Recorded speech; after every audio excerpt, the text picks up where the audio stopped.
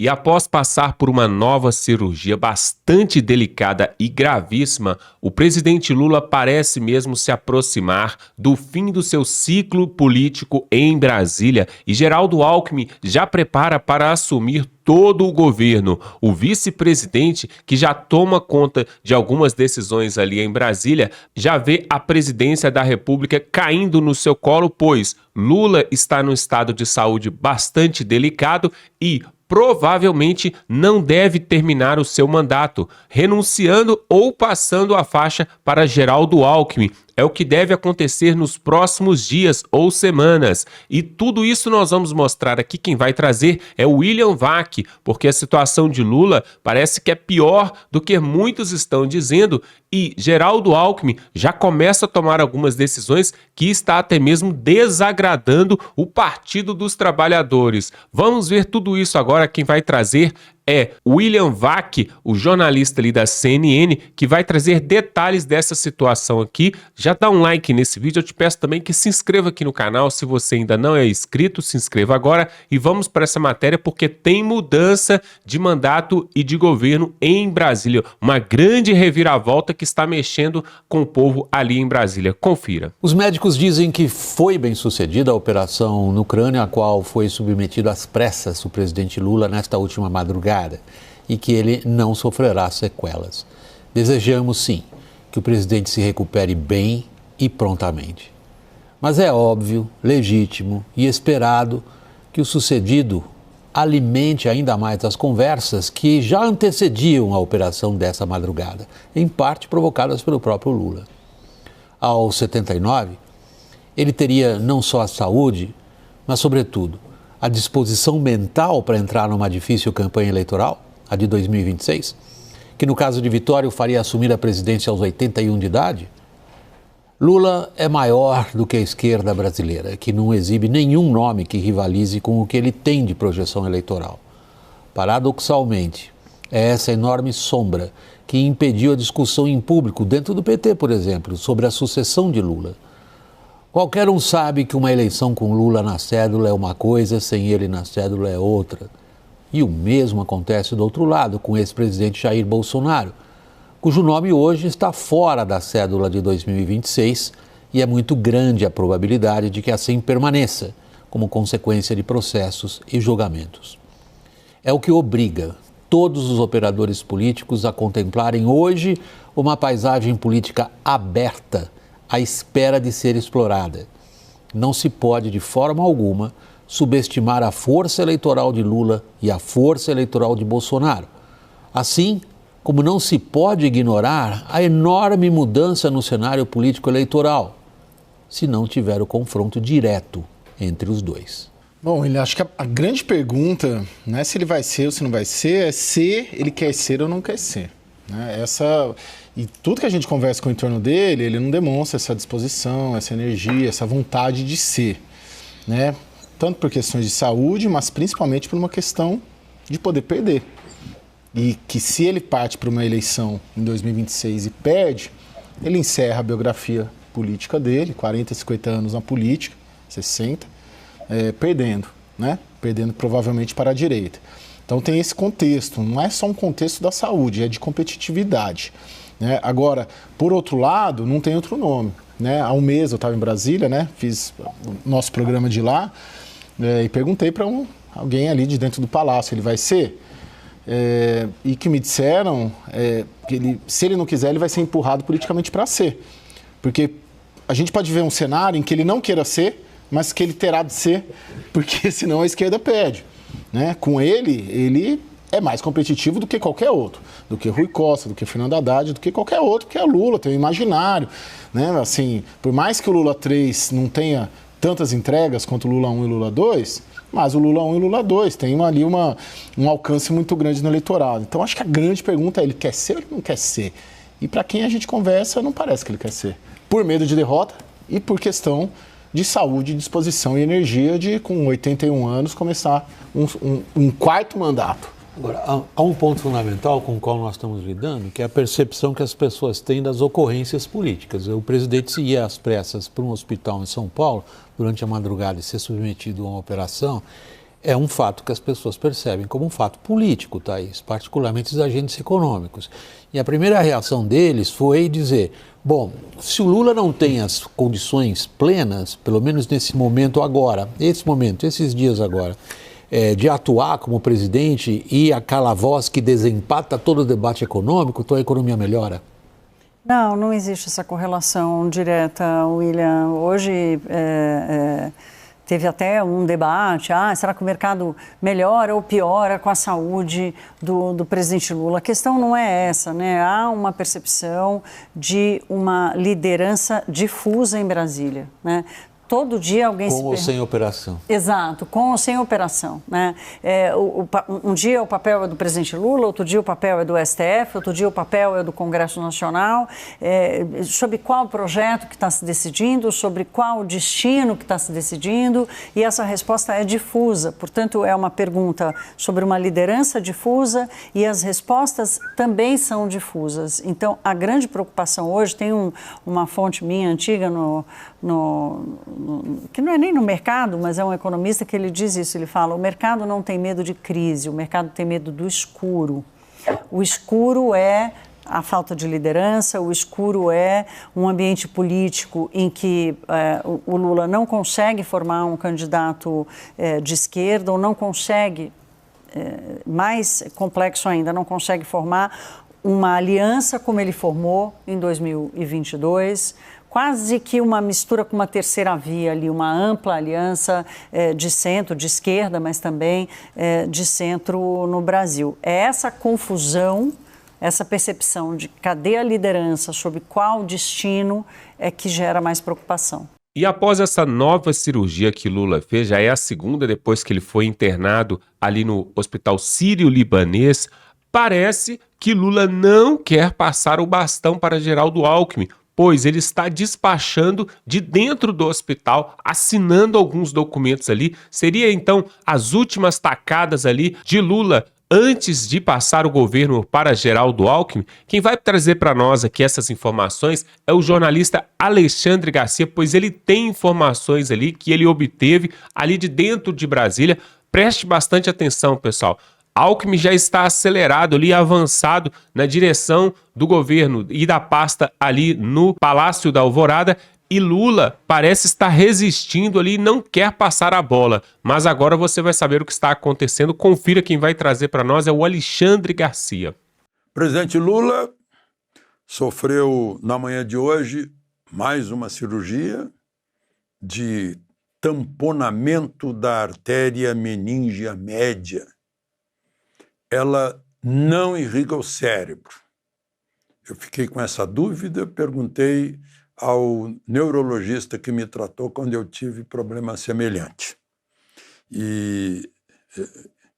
Porque ela é ligada à carótida exterior. Quem irriga o cérebro é a carótida interior. E tamponando essa artéria que nutre a dura mater, que é a terceira camada mais externa que envolve o cérebro, vai ficar sem nutrição, mas é que tem do outro lado também, da cabeça. A cabeça é uma extensa rede de vasos, né? Ele me informou também que não teria sido a intervenção de hoje para tratar a complicação, mas para prevenir uma repetição de criação de hematoma, né? É provável que o hematoma estava grande e já tinha uma cápsula inflamatória aderida à dura mater. O deputado Osmar Terra, que é médico, está pedindo mais informações a respeito. Ele quer saber sobre a origem do hematoma, a origem da hemorragia. Foi arterial ou foi venosa? E que providências foram tomadas para investigar se há outras fontes de hemorragia. Agora, o interessante é o seguinte, que hoje saiu no Diário Oficial uma lei que o presidente sancionou ontem. Ele continua assinando documentos, continua chefe de governo O Alckmin é um pouquinho só chefe de Estado, mas não governa. Ele está cumprindo missões protocolares, como, por exemplo, reuniões com um primeiro-ministro da Eslovênia, né? E aí eu lembro, eu assisti a isso. Estamos repetindo no governo militar, quando Costa e Silva teve um derrame, foi levado para o Rio de Janeiro, e os militares não deixaram o vice-presidente Pedro Aleixo assumir. Assumiu uma junta.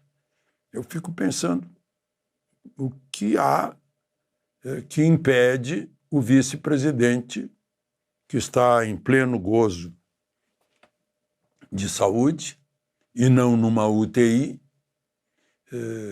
e distante de Brasília, e ele está em Brasília, o que impede Alckmin de assumir?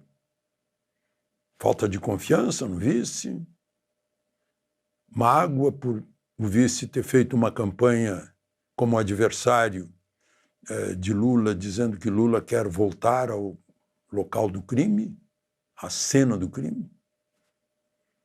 Fica essa dúvida na cabeça de todo mundo. O presidente do Bradesco, Luiz Carlos Trabuco, depois da reunião do chamado Conselhão, mandou uma mensagem calorosa a Lula, dizendo que quer que ele continue liderando o crescimento e a prosperidade do país. Aí mostra que Lula sempre se deu bem com os banqueiros, né? Aliás, Banco Central, o mercado esperava um aumento da taxa básica de juros em 0,75, mas foi 1 inteiro. Saltou para 12,25% ao ano a taxa básica Selic, né? O dólar continua acima de 6. Bom, vamos ao nosso legislativo. O legislativo é o lugar que faz leis, né? Não é o Supremo, é o legislativo. O legislativo aprovou, a Câmara dos Deputados aprovou, e ainda vai para o Senado, a castração química de pedófilos condenados já em trânsito em julgado. Pedófilo não é apenas o agressor sexual, é o agressor de qualquer forma de menores. Castração química é um projeto, é uma ideia de Bolsonaro, inclusive. Quem botou em pauta, quem se movimentou para entrar na pauta foi o Salles, o Ricardo Salles, do PL, e a votação foi de 267 votos a favor da castração química e 85 contra.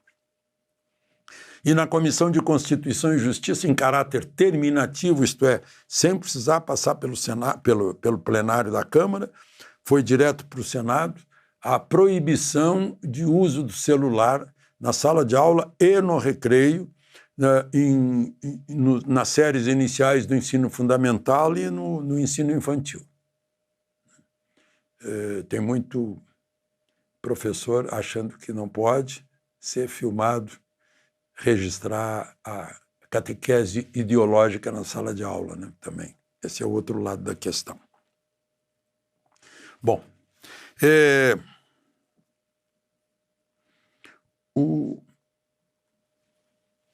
uma pesquisa Quest mostra que Caiado, entre os governadores, é campeão de aprovação, com 88%. E aí uma juíza eleitoral de Goiás o declarou inelegível por 8 anos, ou seja, até que ele tenha 83 anos de idade, por ter usado o Palácio do Governo para fazer propaganda para o seu candidato a prefeito de Goiânia, o Sandro Mabel. Fica parecendo Nicarágua, né? O Ortega que tem a mania. Aparece um candidato, ele manda prender para não ser adversário. Bom, mas depois vem o Ratinho Júnior. O Ratinho Júnior está com 81%. Depois o Zema com 64%, o Tarcísio com 61%, e por fim, acima de 50%, ainda o governador da Bahia, Jerônimo Rodrigues, e a governadora de Pernambuco, Raquel Lira. O Jerônimo Rodrigues é do PT e a Raquel Lira é do PSB, se não me engano.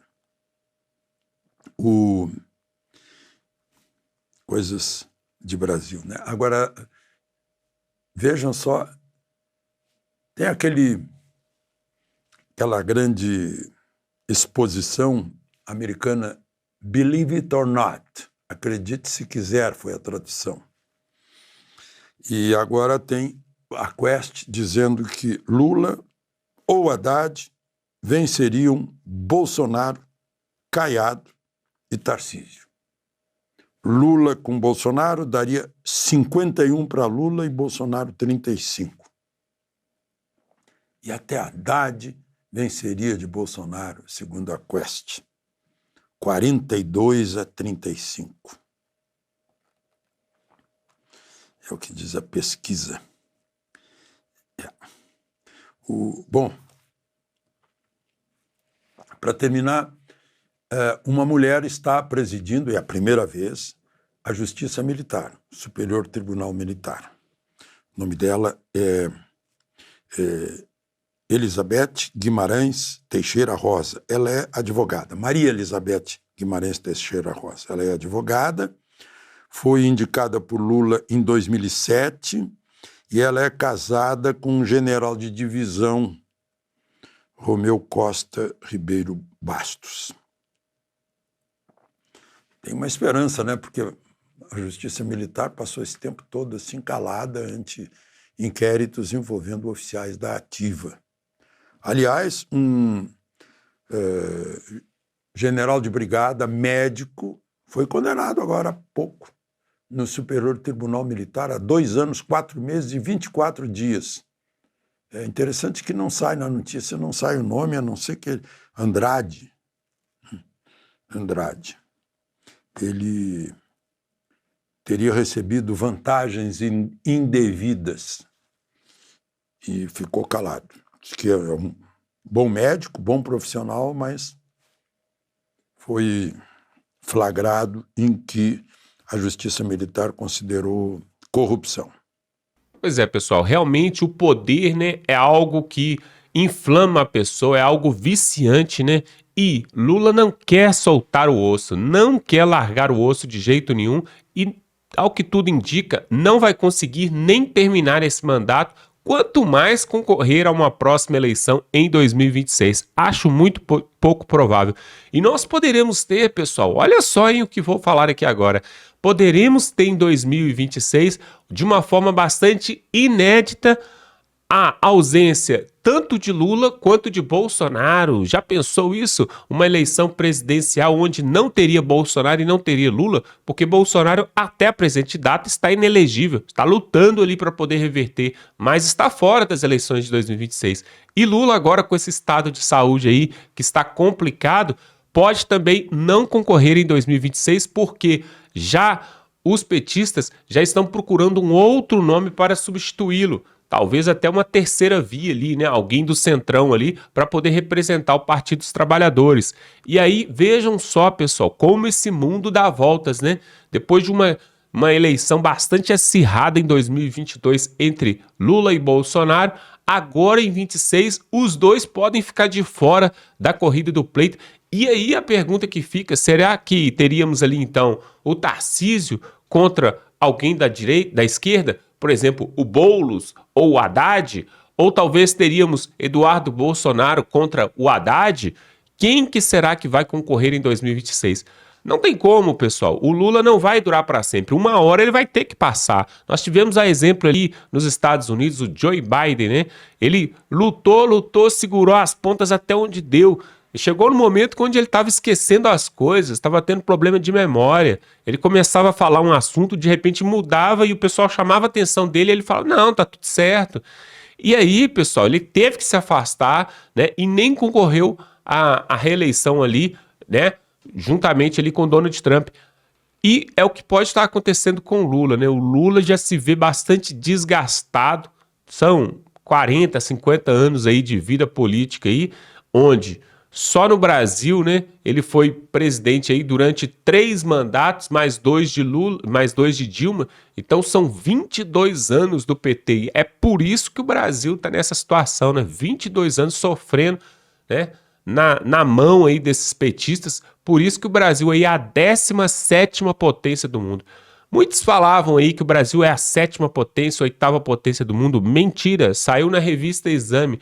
O Brasil é a 17ª potência mundial. Isso é uma vergonha, com tantas riquezas naturais, com o povo que é tão batalhador, o Brasil está nessa posição. Tem países aí que tem muito menos recurso do que o Brasil e está lá em 5º, em 6º colocado, né, com o PIB, com valor econômico aí muito maior.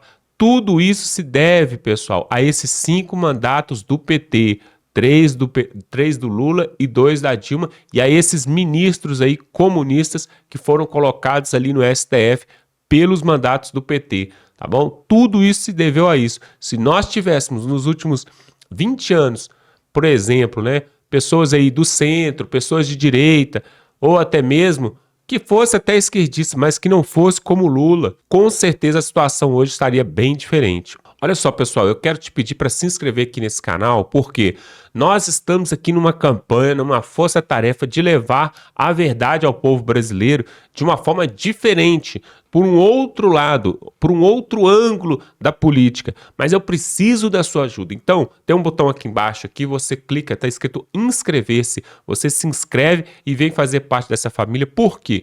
Amanhã nós vamos trazer um outro vídeo aqui muito interessante e para você assistir, você precisa se inscrever para que o YouTube possa te recomendar, tá bom? Muitas pessoas falam que não recebem os nossos vídeos, mas é porque não está sendo inscrito aqui no nosso canal, tá bom? Se inscreva aqui, é totalmente gratuito, dá um like nesse vídeo e nós vamos continuando aqui trazendo a verdade. Porque, pessoal, realmente, em se tratando do PT e da esquerda, eu acredito que eles possam estar até mesmo escondendo o real estado de saúde de Lula e ele pode estar muito pior ali em São Paulo, no Hospital Sírio-Libanês, né? E o Alckmin já está bastante acelerado ali, né? No conhecimento ali e na pasta de governo em Brasília, tá bom? Nós vamos ficando por aqui e até a próxima.